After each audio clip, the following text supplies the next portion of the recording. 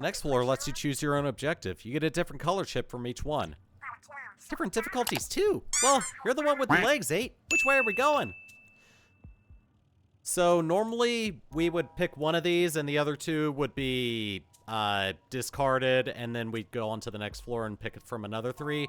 For this tutorial run, we're going to be getting all 3, but we pick which order we want to take on the next 3 levels in. So, pick which one you think would benefit you the most. I'm going to go dodge roll attack, because this one will allow us to actually do damage with our dodge roll, which normally is not possible. So yeah, I'll show it off. Oh, good. Hey, look, you remember the 8 balls from Octo Expansion? Afraid so. You're gonna have to get the 8 balls over to the goal, or in this case, the infinity balls. There's good news, though. The infinity balls won't ever fall off the stage, so knock them around as much as you need. Thank you. So yeah, these things just got infinitely less bad. Alright. So, dodge roll. Let me show it off real quick. Yeah, does damage when you roll into an enemy, like that. You can also use it to knock these 8 balls around. Alright.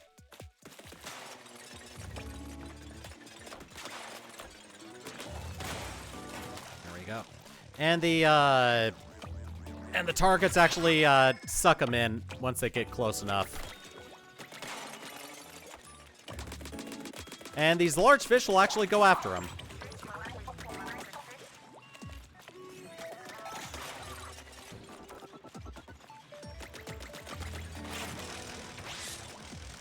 There we are. Easy peasy.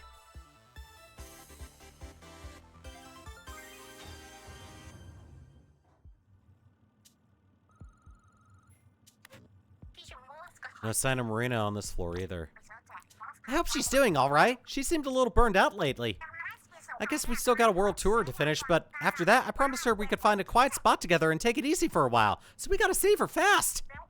Sounds like Marina met the right people after she got free. But this is Marina we're talking about, so I expected as much. Well, you know what they say. No one knows you like the folks you grew up with.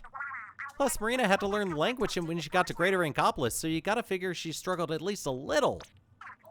Let's sit down and swap Marina stories, but this ain't the time. Every second we spend chewing the fat is a second we're not finding her. So yeah, we still have to deal with these. I'm gonna go on ahead and get the hard one out first.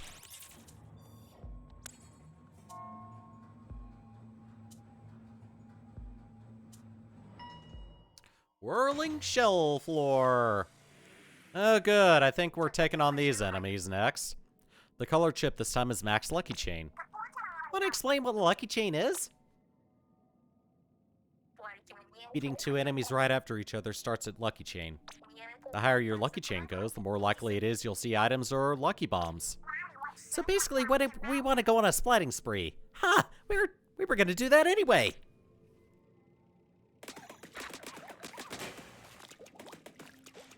So yeah, when we get a Lucky Chain, we'll start seeing items pop out. Like ink recovery, special gauge up, and Lucky Bombs.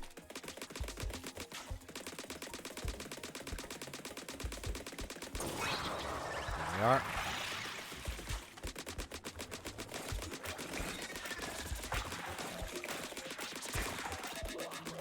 And the bigger our Lucky Chain, the more they happen.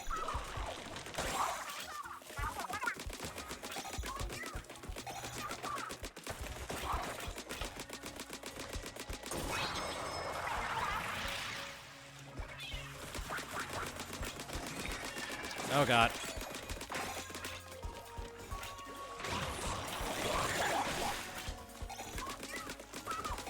And that was easy. So yeah, those whirling shell enemies, if you don't take them out, they'll start spinning toward you. But if you do take them out, you can actually use their shell to take out enemies. But you don't shoot it to start it moving, you actually just run into it. It's pretty neat.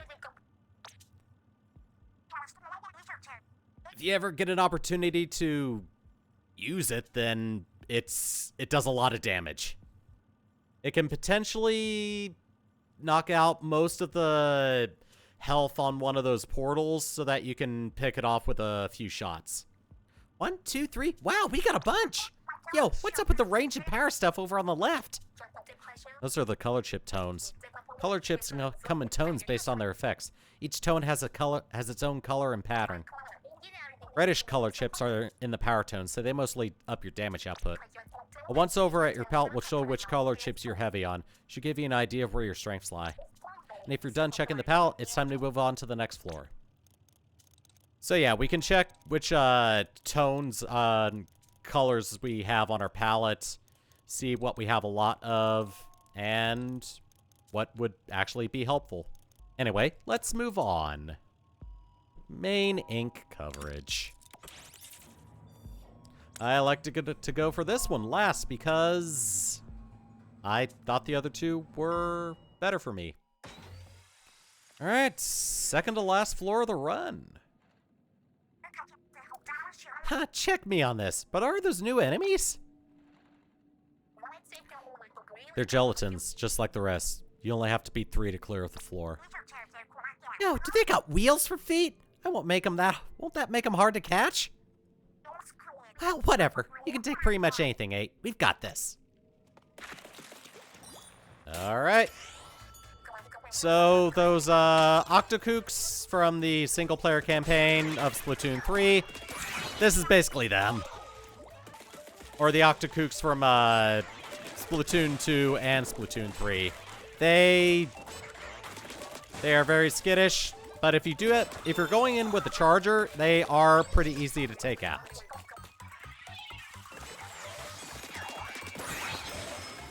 Sometimes they can be easy to lure, and they do get slowed up if they're in your ink. But with the way this room is set up, it's meant you're meant to be able to take these things out easily. But yeah, that's the speedy enemies. They make a return. They are fairly annoying in this campaign as well. Heads up, we're coming to the top floor. That's where we'll find Marina, right? Probably.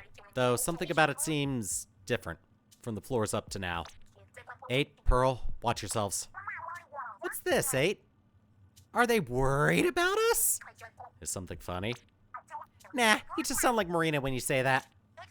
But enough messing around. Let's go find Marina. No holding back. 8, this is it.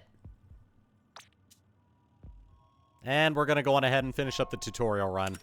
We're up at the control room. Let's see what awaits us. A weird-looking glitchy portal thing. And it's just us, this boss, that looks like Marina.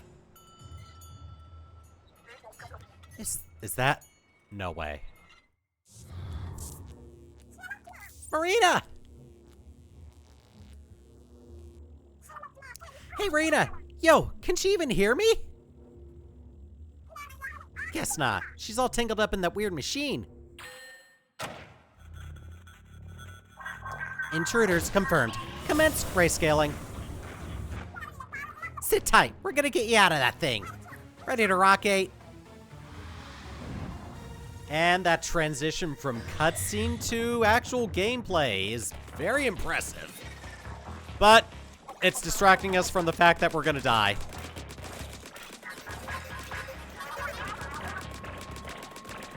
Alright, so this boss fight is just take out the orbs.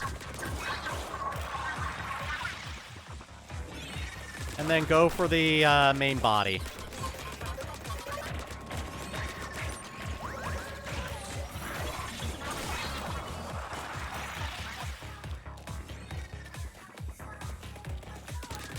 Also, the boss fight music, like usual, is super good.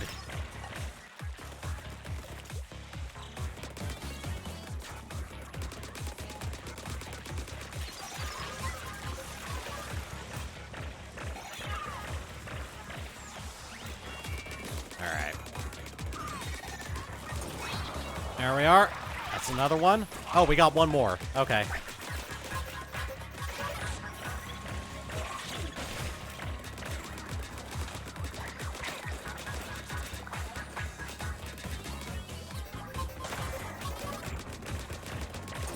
I just shot that spinning shell into the enemy and into the portal, and it did a lot of damage. Oh, good. Now we can go after this thing.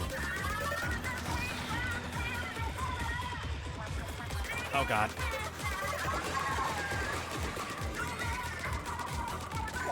Oh, good. More enemies.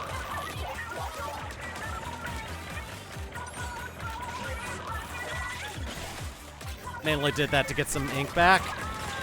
Oh, God.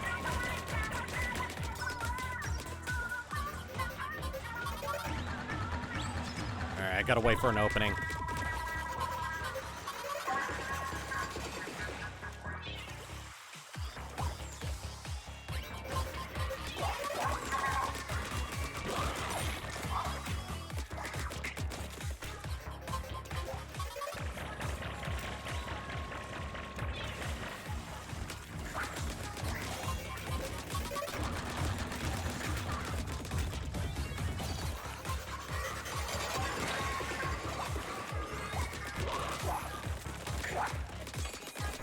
There we go. Reef slider.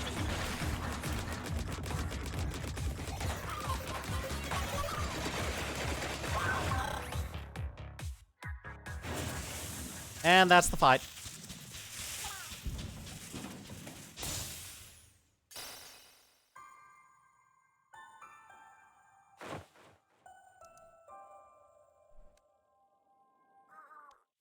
Is that 8? And Pearl?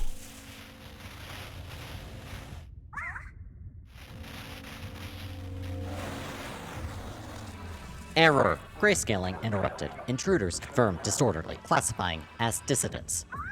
Who's this fool? I am order itself, a consciousness generated from the process of many who yearn for stability. I am now fully realized. I therefore have no further use for a host vessel. All things will be converted to memory. Whoa. Oh, this is bad. Tower's shaking like crazy.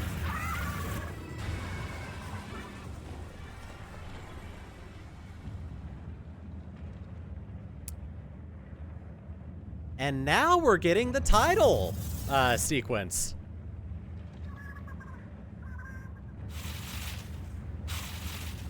Yeah, we're just now getting the title sequence. Splatoon 3.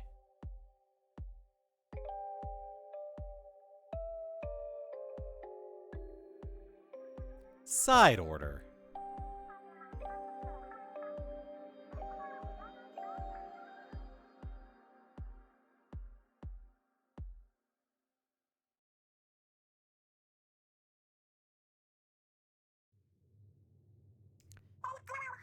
Eight, please be okay. Oh, thank goodness. Pearl, 8's woken up. 8, thank you so much for freeing me. Surprised to see me in the flesh. Marina worked some magic and bam, I'm back, baby.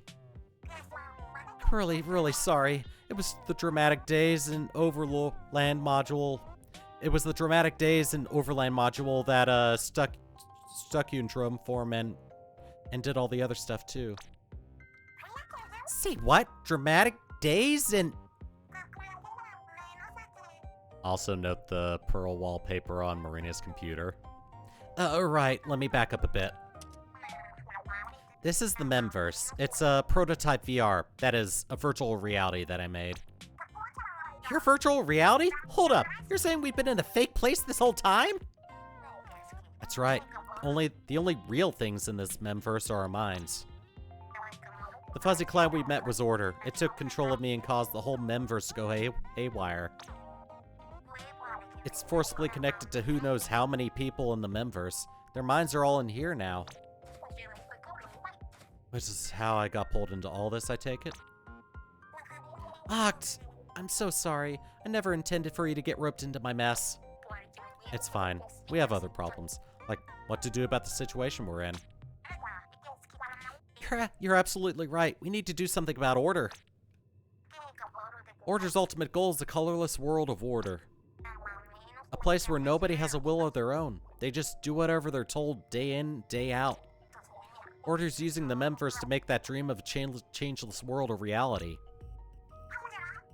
What's this beef with change? Actually, hold up. I thought the Memverse isn't real. Even if it gets what it wants in the Memverse, who cares? The real world stays the real world, right? Yeah, about that. Order's using what it calls grayscaling to neutralize the will of everyone that's trapped here. So if someone goes through grayscaling here in the Memverse, it has an effect on the real person. That about sums it up? Yeah, anyone who goes through grayscaling will slowly start to lose their will and actual reality too. And Order's just getting started. It plans to keep pulling people into the Memverse. If we don't stop it, people all over the world will lose their wills. Life as we know it will be over. Yo, that sounds bad. Not on our watch, Order. Again, I'm really sorry. This is all my fault. Nope, nah. I know you had good reasons for making the Memverse. If that creep Order hijacked your work, it's gonna be sorry it ever tried. We're gonna kick that loser out together. Oh, Pearly, you say the coolest things. Up.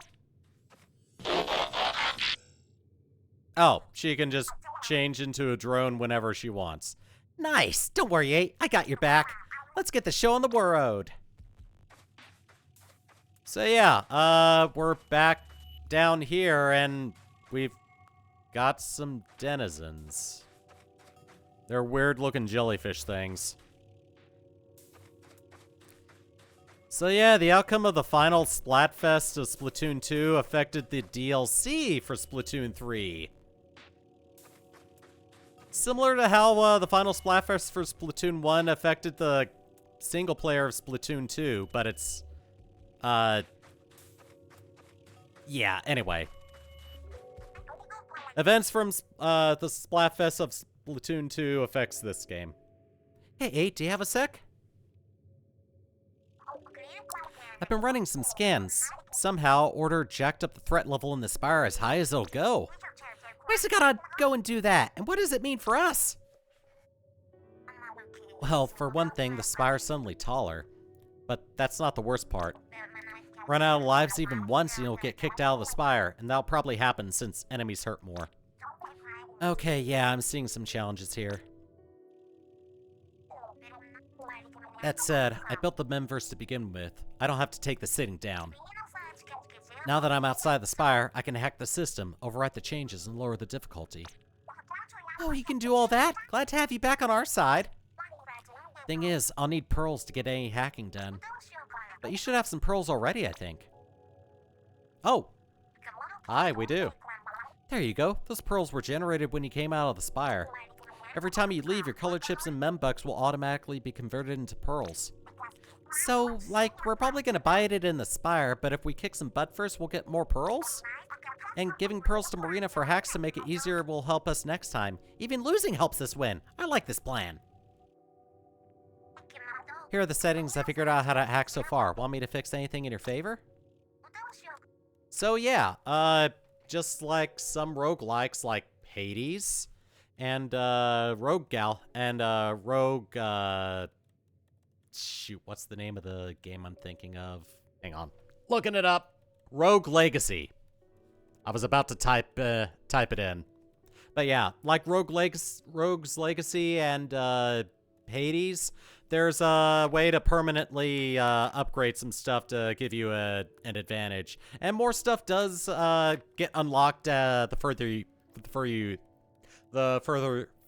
you go. Wow, I cannot speak for some reason. But yeah, I would actually recommend grabbing at least one extra life here. Because having just one life is probably going to make you a little mad if you're trying to get to the top. And I've only got 20 left, so about all I can afford at this point is drone action slots. So Pearl will be able to have 2 things that she can do when the drone gauge is charged up instead of 1. Like, we can we'll be able to unlock giving her bombs and something else as well. Like, she can have bombs and a killer whale at once, but no more than that. And the more of these that we have, the more that she can do, basically. All right. So we'll have to get pretty far and lose to come back out here and get some more hacks unlocked. Even you'd have a hard time getting to the new top of the spire, 8, but my hack should smooth the way. That's the best I can do from here. It'll be up to you to put a stop to order. One more thing. Here, 8, I have a pallet for you. You got Marina's pallet. One of those things colored ships go into? Didn't know you had your own. Setting this pallet to your drone, I mean, Pearl will let you use a new weapon. I did some research, and this doesn't seem to be the only other pallet in the Memverse. My early scans of those lockers over there show signs of other pallets inside. When you saved me, I found some keys for those lockers. You should have them, 8. Oh, but you can't change pallets while climbing the spire. If you want to switch, make sure to press plus before getting in the elevator. So now that we have keys, let's go on ahead and unlock some stuff. Marina's Dev Diary. Hey, what's this? Yo, Marina, it's your diary. Shouldn't you keep this under lock and key? Wait, I guess you kinda did. Oh, well, maybe it's for the best. It's a little embarrassing, but if you do want to read it, feel free.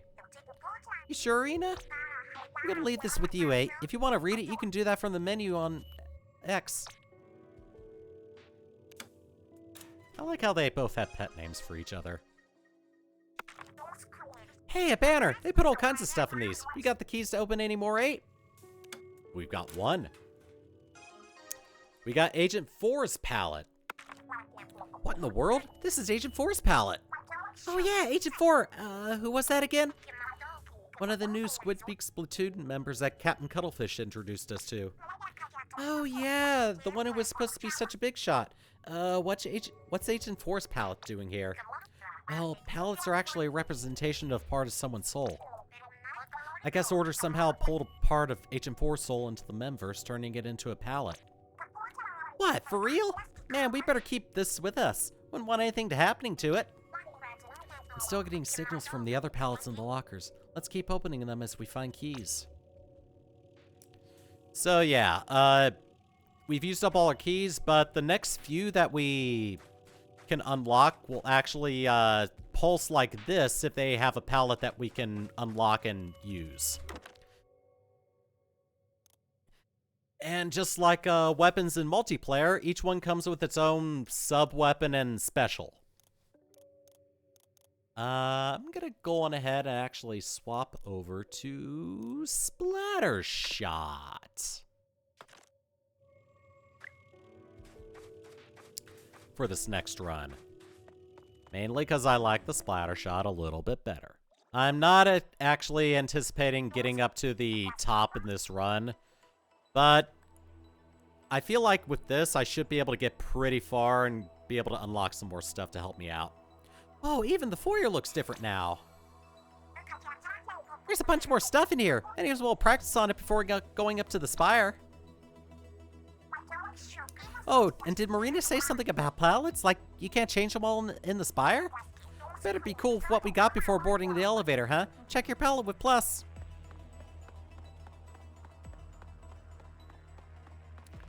I like how the different effects appear with the beat of the music.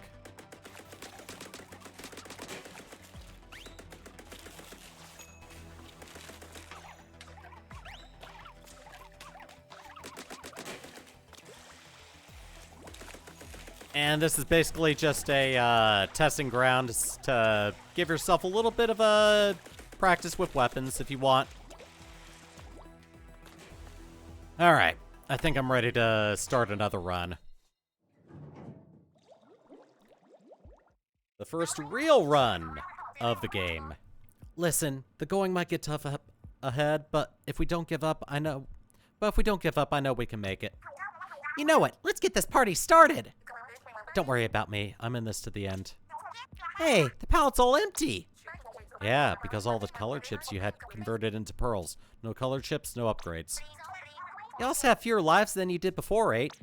So be careful. If you lose all your lives, you'll be thrown out of the spire and have to start all over again. And actually, this is where I'm going to leave it off for today. So next time, we're going to go on ahead and get started with our first actual run of the game. And see how far we can actually get. Are we going to make it to the end? I'm going to be shocked if we do. Take it easy. I'll see you guys later.